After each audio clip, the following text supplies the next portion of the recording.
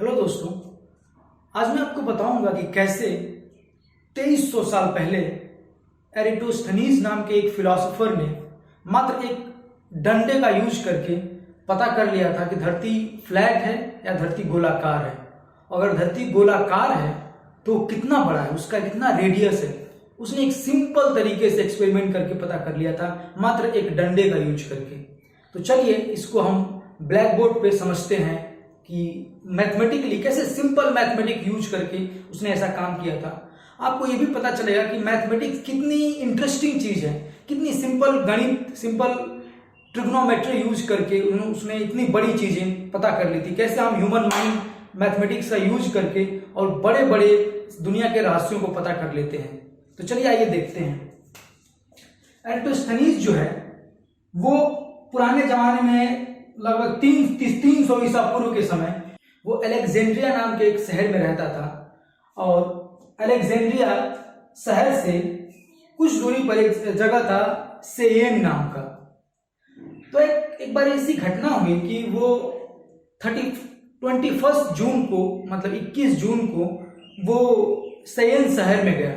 और जब वो सेयेन शहर में गया तो देख रहा है कि जब दिन के एग्जैक्टली 12 बज रहे हैं तो जो सेयेन शहर में अगर एक जो पोल अगर कोई खड़ा है तो उसका वहां पे सन एग्जैक्टली ओवरहेड है, एग्जैक्टली ऊपर है, जिसकी वजह से जो खंबे हैं, खंबे का छाया बिल्कुल एकदम जीरो बन रहा है। और फिर जब अपने शहर अलेक्जेंड्रिया गया तो देखा कि अगली साल जब देखा कि ठीक 21 जून को एक पोल का अगर एक पोल अलेक्जेंड्रिया शहर में है, ठीक है, इसका नाम रख देते हैं अलेक्जेंड्रिया, और इसका सेयेन, ठीक है। तो यहां पे देख रहा है कि जो एक पोल है उसका 21 जून को क्या देख रहा है, उसका एक छोटा सा यहां पे छाया बन रही है 21 जून को। और उस समय सूर्य ओवरहेड जब मतलब एग्जैक्टली दिन के 12 बजे एक छोटी सी छाया बन रही है और इस छाया को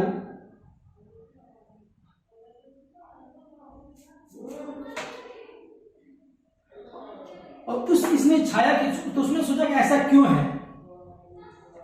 तो उसने सोचा कि अगर धरती एग्जैक्टली फ्लैट होगा तो दोनों जगह पे अगर छाया की जो लंबाई होगी सूर्य की, क्योंकि सूर्य से किरणें पैरेलल आ रही हैं, तो चाहे कहीं पे भी कोई जगह हो, दोनों जगह पे जो पोल होंगे उनकी छाया की लंबाई एग्जैक्टली सेम होगी। और अगर ऐसा नहीं है तो इसका मतलब जरूर धरती कर्व है, जो एक सिंपल एक्सपेरिमेंट करके भी मैंने बताया है। जिसका लिंक मैंने इस वीडियो के डिस्क्रिप्शन में दे दूंगा। एक सिंपल शॉर्ट वीडियो बनाया है जिसमें मैंने एक्सपेरिमेंट करके सूर्य के सामने दिखाया भी है, जो आप देख सकते हैं। तो इसका एक्सप्लेनेशन ये है। तो अब क्या किया कि उसने क्या किया कि छाया को नापा, उसने चलो इस पेज से पता करते हैं कि कैसे कितना गोलाकार है और अर्थ का रेडियस कितना बड़ा है। तो उसने क्या किया कि यहां पे उसने छाया का मान लीजिए कि लेंथ मापा। तो उसने देखा कि यहां पे मान लीजिए कि छाया की लंबाई अगर मान लीजिए कि c है, c छाया की लंबाई, और जो पोल है इसकी लंबाई l है, ठीक है। तो सिंपल गणित की गणना के अनुसार सिंपल यहां पे अगर ये एंगल मान लीजिए थीटा है तो tan थीटा से पता चल जाएगा, tan थीटा से पता चल जाएगा l/c। l भी आपको पता है कि पोल की लंबाई कितनी है और c भी आपको पता है कि छाया की लंबाई कितनी है। तो आप थीटा की वैल्यू नाप सकते हैं, ठीक है। और अगर थीटा की वैल्यू आप नाप सकते हैं तो ये एंगल आप भी नाप सकते हैं कि अगर ये एंगल थीटा होगा तो ये एंगल 90 माइनस थीटा होगा, जो ये एंगल है, मतलब जो पोल के साथ ये एंगल। इस एंगल का जो नाप उसने निकाला था वो था 7.2 डिग्री, जो सिंपल आप भी करके निकाल सकते हैं। तो अब हम देखते हैं कि कैसे इस एंगल को नाप करके उसने अर्थ का रेडियस पता कर लिया था। अब मान लीजिए कि धरती पे दो जगह है, ठीक है, धरती पे दो पोल हैं, दो जगह है, वहां पे दो पोल लगा रखे हैं। एक पोल यहां पे है और एक पोल यहां पे है। और सूर्य की किरणें यहां से, इसको मैं मिटा देता हूं, सूर्य की किरणें पैरेलल यहां से आ रही हैं। चूंकि छाया की लंबाई यहां पे, चूंकि जो सेयेन है यहां पे छाया की लंबाई एग्जैक्टली 0 है, इसका मतलब इसका यहां जो सूर्य की किरण है बिल्कुल इसके पैरेलल है। जब सूर्य किरण यहां पे पैरेलल है और सूर्य किरण जब यहां पे पड़ रही है इसी पैरेलल तरीके से, तो यहाँ पे एक छोटा सा छाया बना रही है। अब इन दोनों को अगर सेंटर से आप कनेक्ट करेंगे, सीधा नहीं बन पा रहा है, सेंटर से आप कनेक्ट करेंगे तो एक सिंपल मैथमेटिकल तरीके से पता चलेगा, अगर दो पैरेलल रेज अगर किसी को काटती हैं तो जो ये एंगल होगा और ये एंगल एग्जैक्टली सेम होगा। ठीक है, तो ये एंगल अगर 7.2 डिग्री जो हमने यहां पे देखा है, तो ये एंगल इन दोनों के बीच का जो एंगल जो अर्थ पे बनेगा वो भी 7.2 डिग्री बनेगा। तो अगर ये 7.2 डिग्री है और उसने क्या किया था कि इन दोनों जगहों के जो अलेक्जेंड्रिया और सेयेन शहर के बीच की लंबाई उसने एक आदमी को रख के, मतलब नौकर रख के मपवा दिया था, और मापने के बाद इसकी लंबाई पता चली 800 किलोमीटर। तो अगर इन दोनों शहरों के बीच की लंबाई 800 किलोमीटर है और अर्थ के सेंटर में जो रेडियस पे जो एंगल बन रहा है वो 7.2 डिग्री है, तो इस सिंपल तरीके से पता किया जा सकता है कि मतलब जो पूरा ये एंगल होता है ये होता है 360 डिग्री। ठीक है, तो ये सिंपल जो नियम है, एक सिंगल नियम से आप पता कर सकते हैं कि अगर 7.2 डिग्री से 800 किलोमीटर डिस्टेंस आ रहा है तो 360 डिग्री से कितना डिस्टेंस आएगा। ठीक है, तो अगर तो मान लीजिए कि उसने ये कैलकुलेट किया कि 7.2 डिग्री 360 का कितना भाग है, तो अगर आप 360 में 7.2 से भाग देंगे तो ये आएगा 50।